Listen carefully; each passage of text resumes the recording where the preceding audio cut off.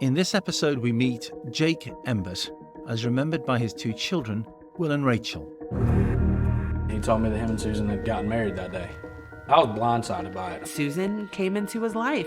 She just literally was a bloodsucker. Susan cooked most of the time. She would fix her plate and she would fix my dad's plate, but she'd never fix my plate. There was so much poison in my dad's system. It was almost like his body would have to be submerged for 3 days straight because the volumes were so significantly high. Is he conscious, ma'am? No! Ma'am, what's your name? My name is Susan.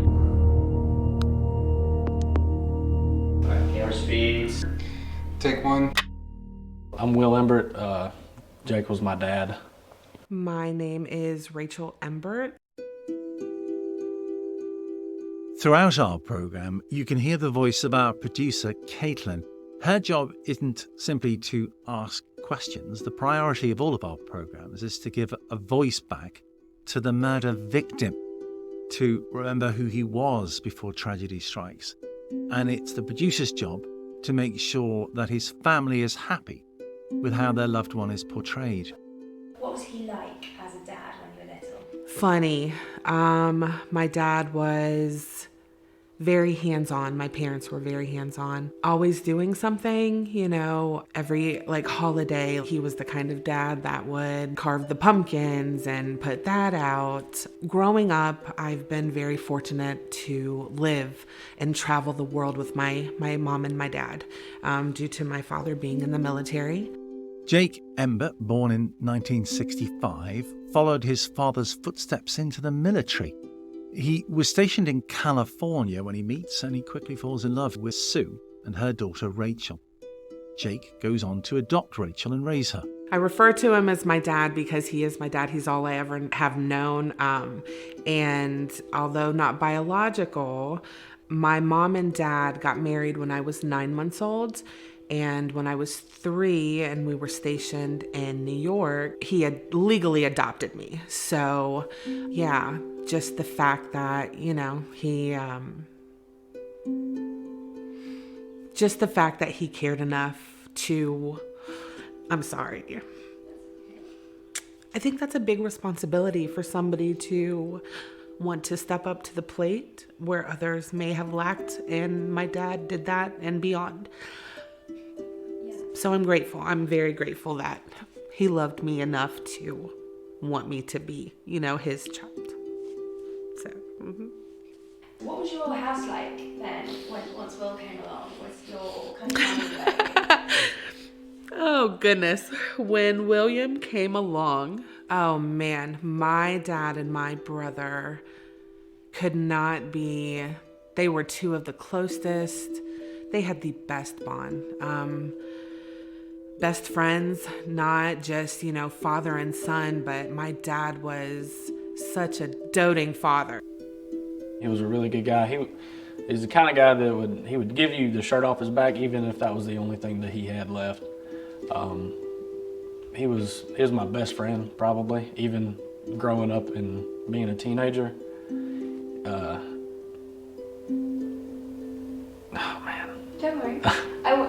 Everybody we've spoken to so far just says exactly the same thing. Yeah. You guys in particular, so close. Yeah, we were. It's potentially easy to forget when you're watching our documentaries that we're dealing with real stories. And you can hear Will there, Jake's son, clearly emotional about everything. We're dealing with people here. And when Jake Embert, we found out, leaves the military, his family is settled in Albany, Georgia. He got a job as a civilian contractor at the Marine Corps logistics base there, so he's never far away from the military.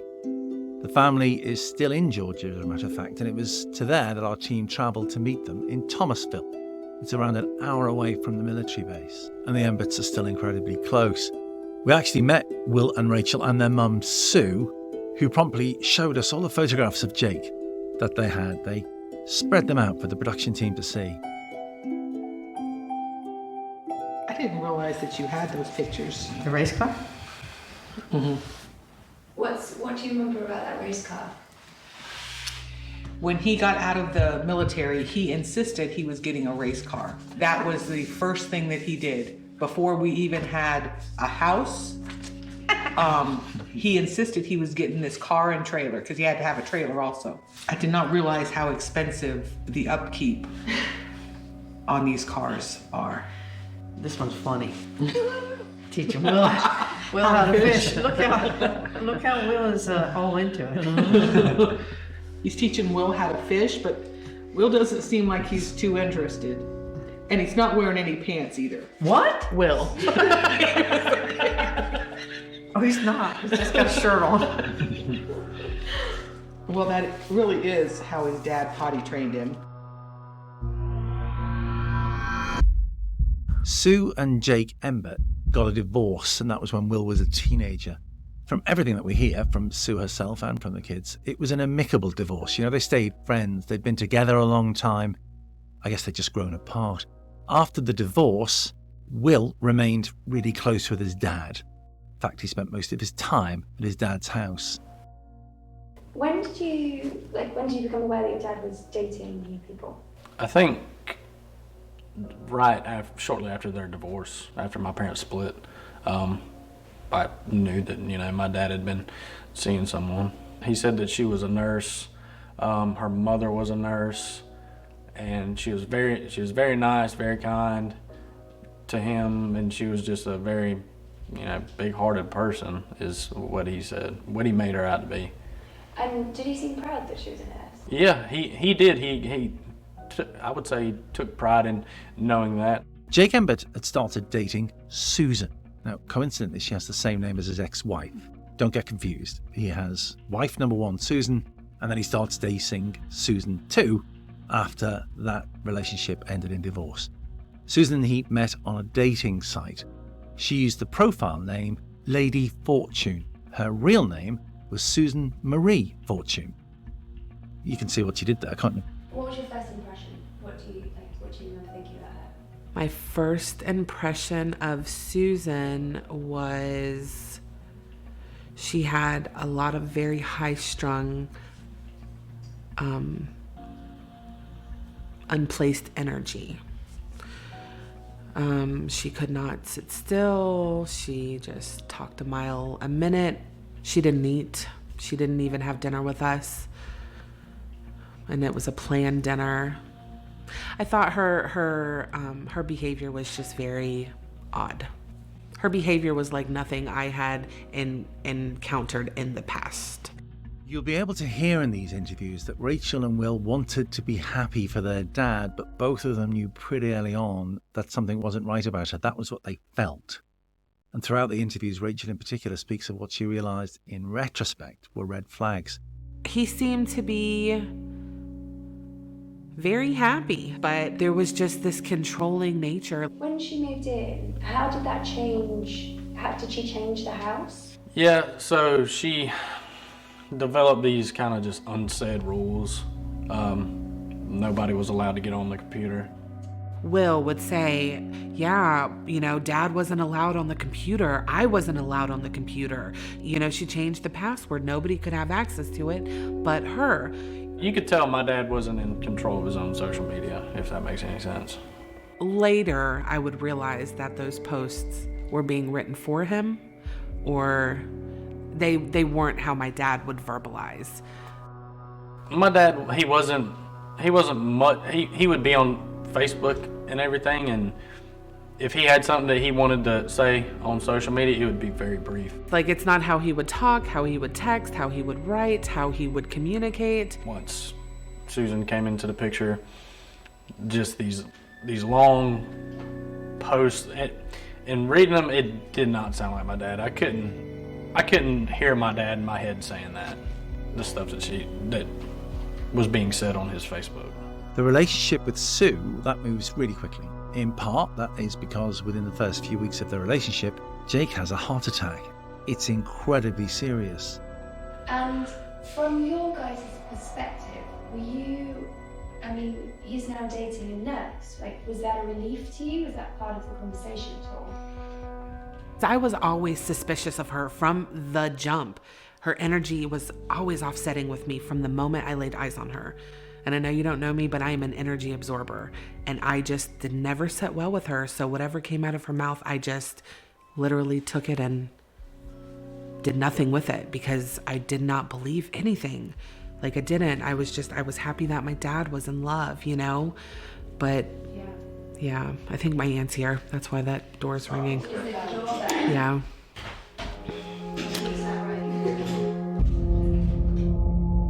During the interview, Jake Embert's sister arrives.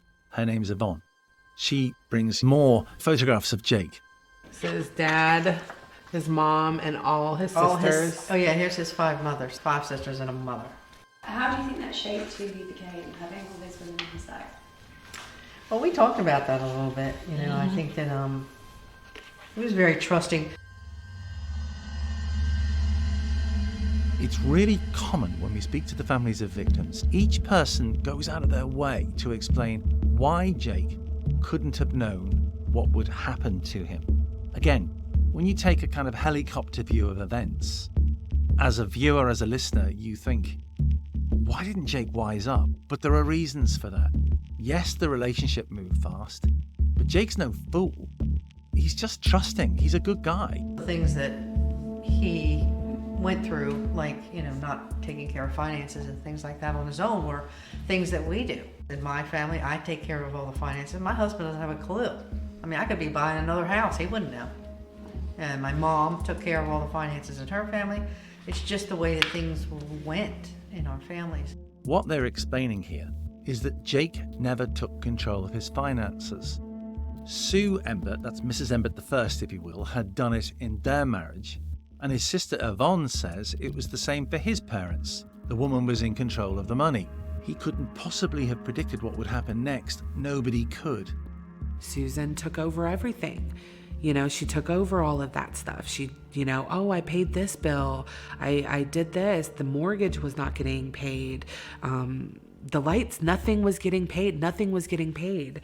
It wasn't until afterwards, you know, when I did have access and I became executor and I got a hold of, you know, his bank records and stuff like that. And I saw, you know, hundreds and thousands of dollars that was being wired from his account to her account. You know, like all this money that is just, I mean, it was unbelievable. I was floored. So what happened between Jake Embert and Lady Fortune? Perhaps the most surprising thing we discovered about this story is the timeline. Barely a month after meeting Susan, Jake has a heart attack. Susan is a nurse, and so, understandably, the family are reassured by the interest that she takes in looking after him. She moves in with him on New Year's Day, and by March, they're married. Quick, eh? You can hear that his children are surprised, even hurt. But what can his children do? I was very surprised because he always told me that I was going to be his best man, and how close me and him were, I was hoping to be there. I wasn't even invited. Nobody knew about it. My brother, my dad's best friend, even, was no longer a part.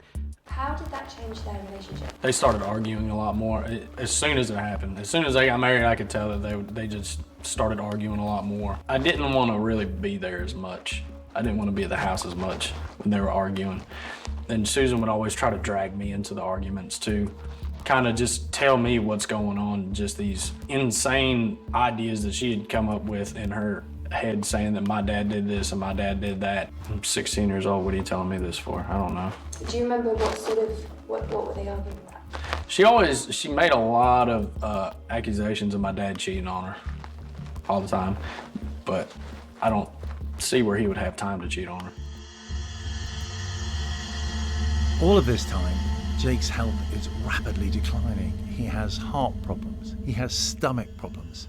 He's weak. Rachel decides to move back to Georgia. She wants to be near him. His health, day by day, just declined. You know, he began suffering from vomiting. He was having a lot of stomach issues, a lot of, you know, diarrhea, just all this stuff. And then eventually he started having seizures. He started laying out of work a lot. Started being sick. Every time I wanted to, you know, me and him to go do something, he would tell me, no, I'm not feeling very good, and I can And I'd go over to his house, and I could just the look of him, he just didn't look good. He was so weak. You know, it took so much for him to just, if he even could go to work. You know, he used up all of his vacation time, all of his sick time. None of that ever happened with my mother, with his other prior relationships. None of that happened until Susan came into the picture. When she came into the picture, I mean, she just literally was a bloodsucker and just got everything. It's weird.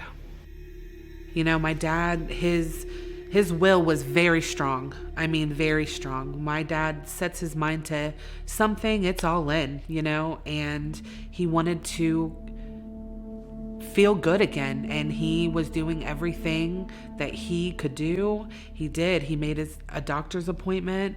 I think that I'm pretty sure that they were about to do some kind of blood work to determine with the stomach, the nausea, the diarrhea, because if I can remember correctly, the seizures stopped. They stopped, like suddenly, like he was quote unquote having them, and then all of a sudden there was nothing. Yeah, which was also a little bizarre behavior because Susan knew, apparently, like with my family, she always knew when they were going to happen before they happened. What do you mean by that? So there was an instance, when my family was in town and they were having conversation, and she came out, of the bedroom and walked up to my dad and said, "Oh, he's about to have a seizure." And then took him to the bedroom. 5 minutes later, he comes out. They resume their conversation as if nothing ever happened.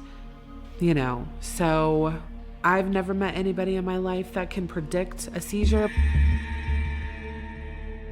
So let's start talking about the day that he passed. When I got to my dad's house that morning, I walked in, he was standing in the kitchen, and him and we drank a cup of coffee together, and we just stood there and talked for a little bit because he had just sold his race car recently, and it wasn't running at the time, but the person he sold it to got it back running, and my dad was really excited to go see it that day. So I was gonna go pick up my girlfriend at the time. I was gonna go to her house, pick her up, and come straight back home, and we were gonna go watch it race. That was the plan for the day. He was excited. He was really excited. Seeing how he was for the past few weeks, just not feeling well, just being sick, seeing him like how he was that morning, it was night and day. He was a completely different person. So excited. We were just talking about going to the racetrack and everything, and he was saying what color he's going to paint the car, and just small talk about the race. And he followed me to the door and said, "Okay, well, I'm gonna go pick her up. I'll be right back." And he said, "All right, man, I love you." And that was the last thing I ever heard from my dad. I said, "I love you too." And that was the last thing I ever said to him.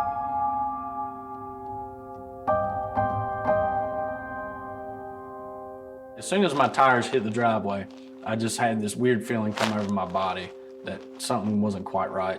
And as I get closer to the house, sitting in my truck, I can hear Susan just yelling. Oh my God, baby, you're out of pain. Oh my God. Get out of here. You're now hearing the 911 call made by Susan Embert. Just yelling and screaming, telling me not to go in there. I was asking her, what do you mean don't go in there? What's wrong? What's going on? Is he conscious, ma'am? No, I don't think so. I will never forget it as long as I live.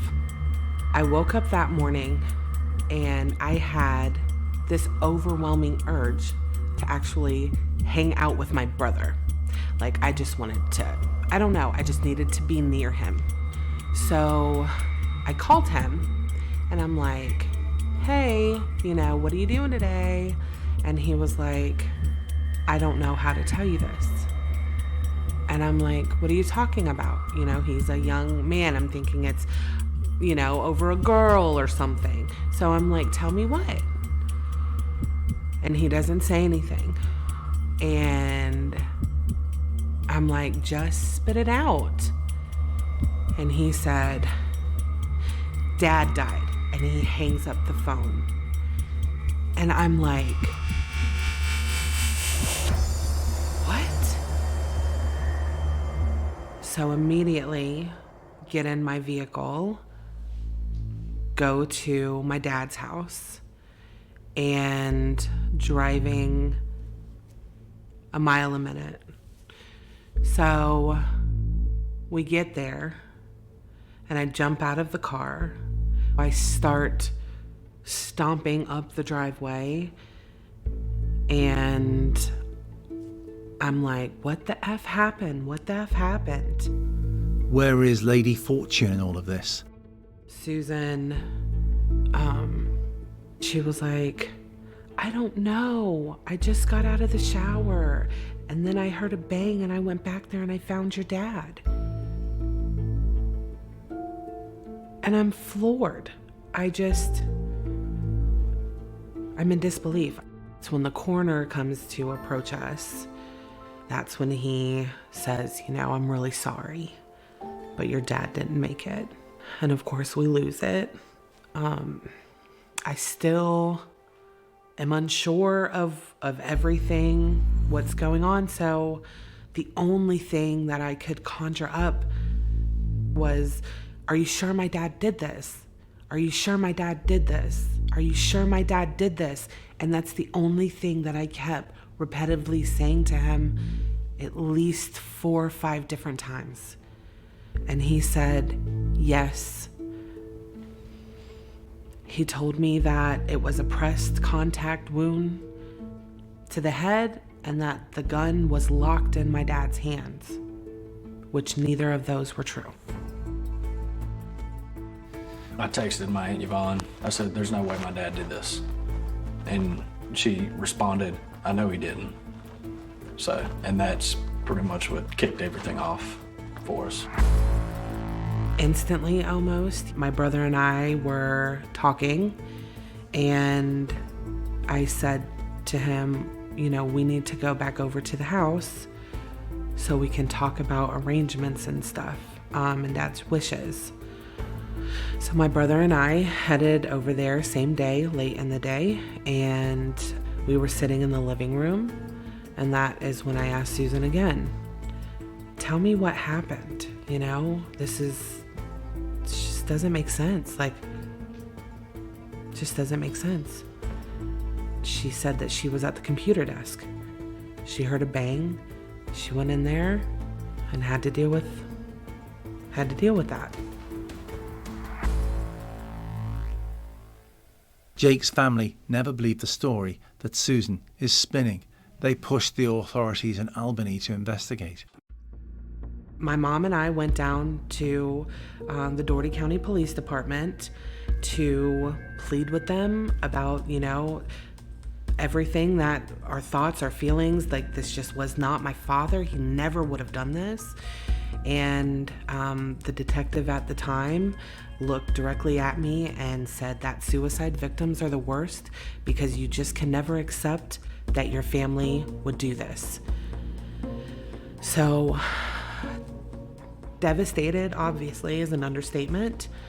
With no support from the police, Rachel begins her own investigation. She uncovers a web of lies that were used to keep the caring of perhaps naive Jake looking out for her. I hacked his Facebook account and I went through everything. There was talk of Susan not feeling well, her stomach is hurting. She took a pregnancy test. It came out positive. Now she's pregnant. So my dad, being my dad, is not going to back down from any kind of responsibility and said, we'll do what we need to do. I'm not going to walk away from you. I will help support you and this baby. And yeah.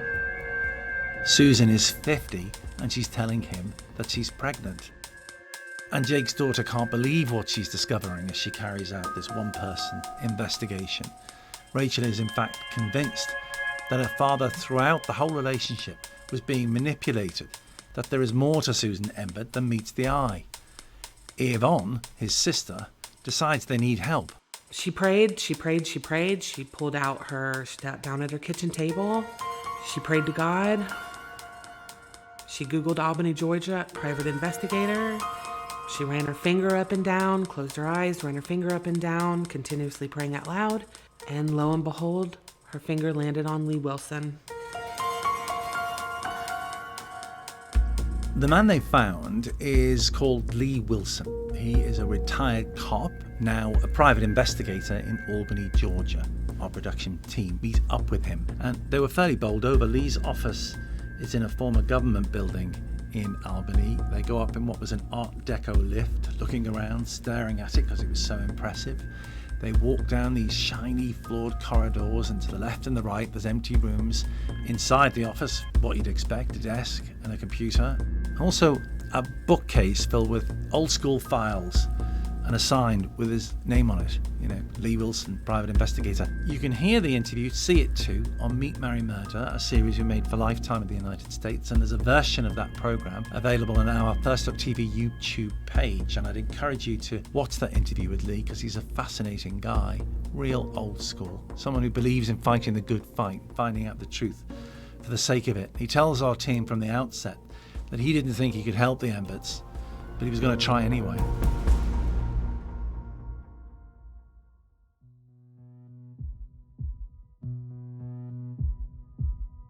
He agreed to have a consultation with my family regarding what happened.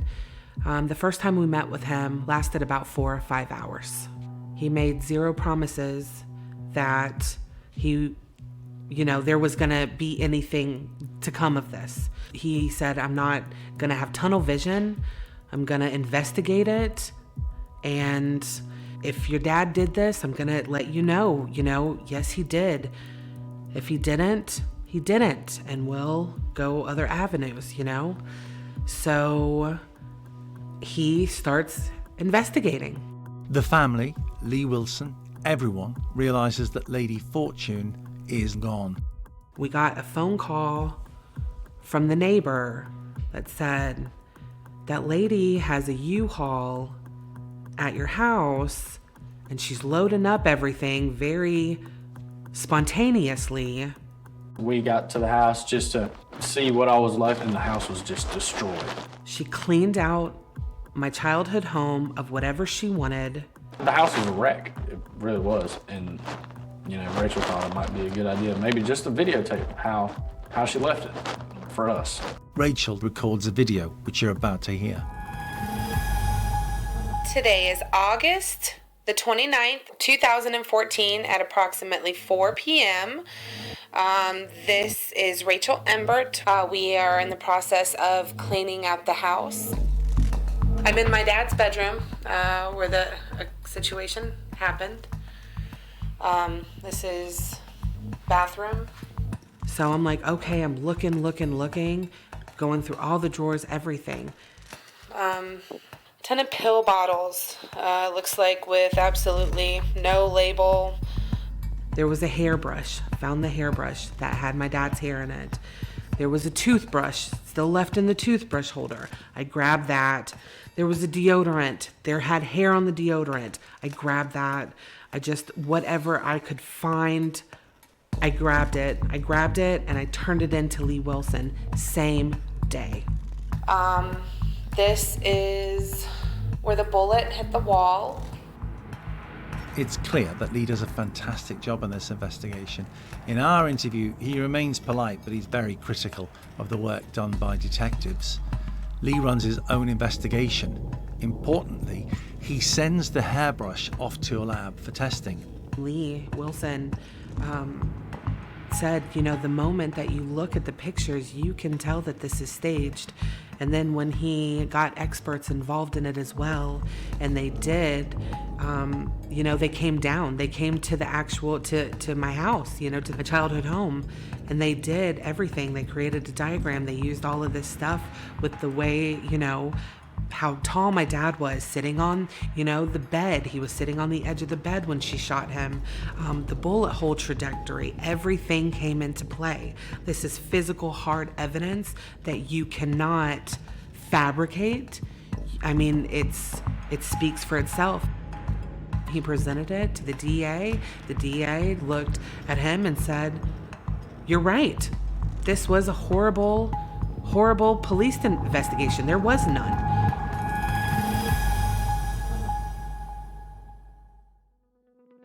Once Lee Wilson presents his case, it's then that police issue a warrant for Susan's arrest. She then put a post on Facebook about how she was too smart to spend the rest of her life in jail, that she is not playing with us, that she will do whatever she needs to do, Yeah, she just writes this whole big post about how she is too smart to spend the rest of her life in jail. Susan is arrested. We were relieved that she actually, was arrested, because it had been, I want to say maybe a year or so after it happened, that she finally got indicted. Even though she was arrested, they let her out on a bond. After that, she was on house arrest. So not only that, but you know how uncomfortable it is to maybe be in your local grocery store and even a minor happenstance of seeing her, out and about in society. It was uncomfortable. When she was out, it was extremely uncomfortable being out in public, hoping, you're walking on eggshells. You never know. Or am I going to run into her? So that was terrifying. It was nerve-wracking, thinking that, I would go out to eat or go to a restaurant or something, and the chance of me bumping into her or seeing her is, so I just kind of distanced myself from around that area. It's while awaiting trial that the DNA results come in from the hairbrush, the one that was found by Rachel and Will, not the detectives, and the findings expose what is a horrible truth behind Jake's illnesses. When it came back, all these voluminous amounts of poisoning, arsenic, insecticide, antifreeze, all this stuff. They said that there was so much poison in my dad's system. It was almost like his body would have to be submerged for 3 days straight because the volumes were so significantly high, which makes sense now because he was so ill. She was poisoning my dad so heavily that he was so weak. Why do you think she felt she had to shoot him? He was going to his doctor. He had an appointment literally that Monday or Tuesday. She killed my dad on a Saturday. That Monday or Tuesday, he had an appointment, and he was this close to getting answers. She was running out of time. He just wasn't dying fast enough for her.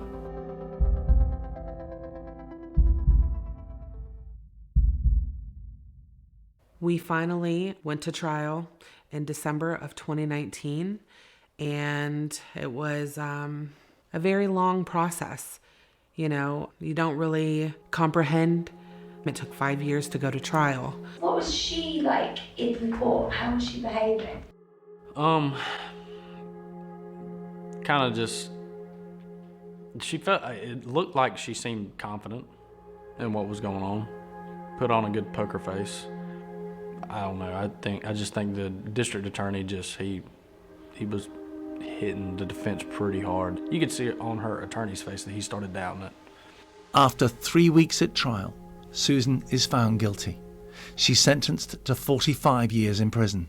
When the jury was unanimous, when they all said that she was guilty, it was just a sigh of relief isn't even the right way. felt like just this enormous amount of weight was lifted off my shoulders. It took my breath away, just because we have been fighting for justice for so long. And not only did we know, obviously, that my dad would never do this, when all the evidence was presented there for a jury of her own peers. I mean, the ruling came back in less than an hour, and we were in trial for almost 3 weeks. My dad didn't just die in vain. She wasn't able to just do this, get away with this, and move on to another family.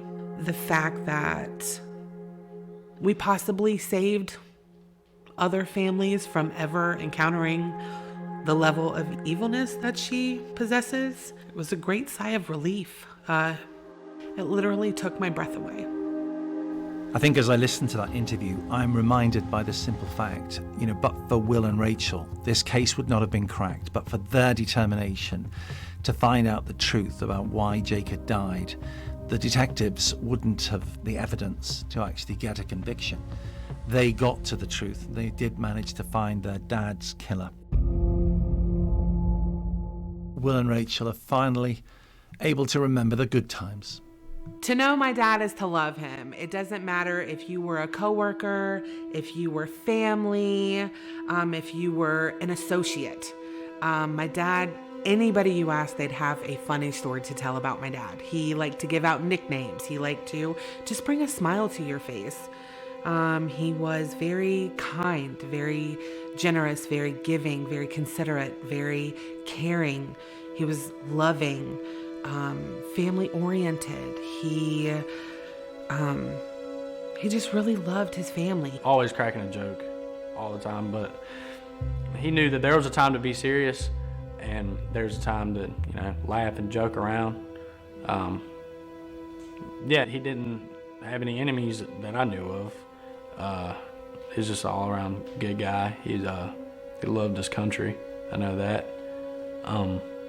Loved racing and loved his family.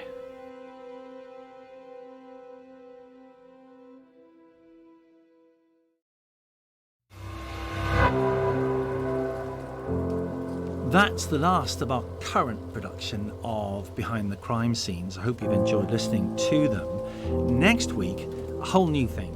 We're going to introduce you to Honor Townsend, who's a superb criminologist, and she's just helped us make a series for TV called #DeadToMe. And in that series, you're going to hear from those who were family members of or friends of victims of murder. And in that particular series, Honor will point out how easy it is to meet the wrong people as you go just ordinarily about your life. I'm looking forward to that, and I hope you are too, because Honor is incredibly insightful in this field of true crime.